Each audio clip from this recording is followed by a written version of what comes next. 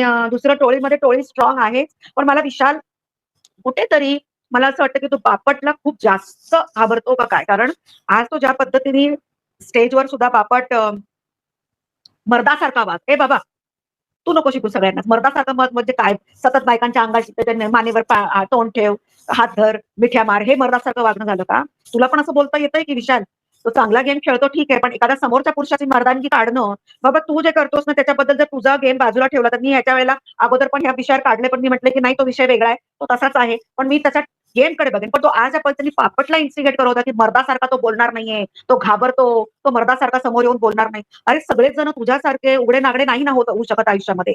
नाही जमत सगळ्यांना. तुला जमतं ते. पण तू जे करतोस तुझ्या शैलीमध्ये ते सुद्धा अप्रिशिएट केलं जातं. पण सतत समोरच्याला डिवचायचं. टास्क तुला एखादा प्रश्न विचारला गेला होता.